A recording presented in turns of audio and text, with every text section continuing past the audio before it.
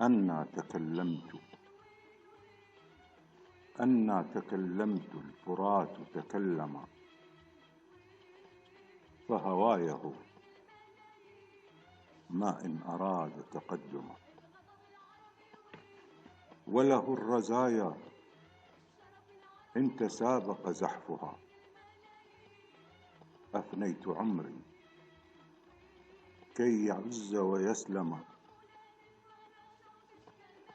جهزت قوسي والحصان دعوته، وسننت سيفي والسنان الأقوم.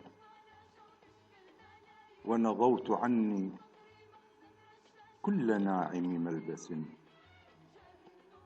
ورميت عني من همومي الأقدم.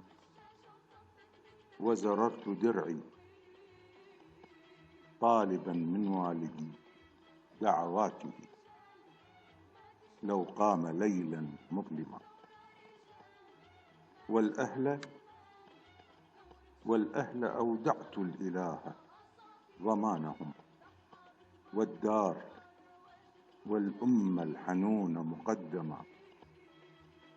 ونويت أسري كي أصد مصيبة باتت تعد من الحوالك جذما.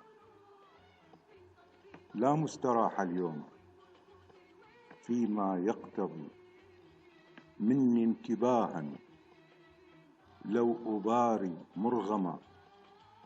سأهز من عرش الطغاة ركائزا، أجري دمائي لو بداري أجرما.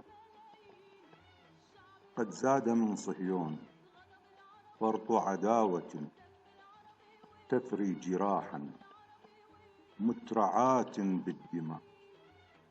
يبني كما يبغي وما من رادع، لكنه في ذاك زاد توهما. لم يختبر روح العروبة مرة، إن فارت التنور وهجا مغرما.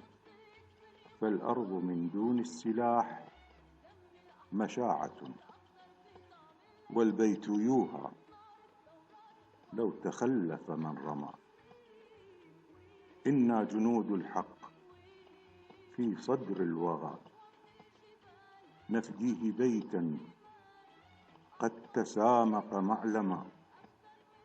نادى صلاح الدين ويك مروءتي، إن لم تصوني مسجدا ومحرما.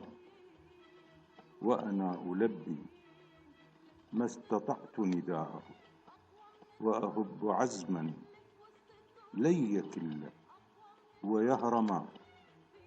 أقسمت أني لا أفارق صارمي، أحمي بلادي كل شبر والسماء.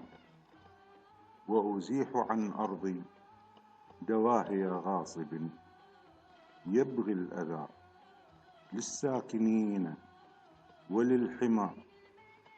لأعيد للأقصى نظارة عصره، وليبقين الدهر صرحا مكرما.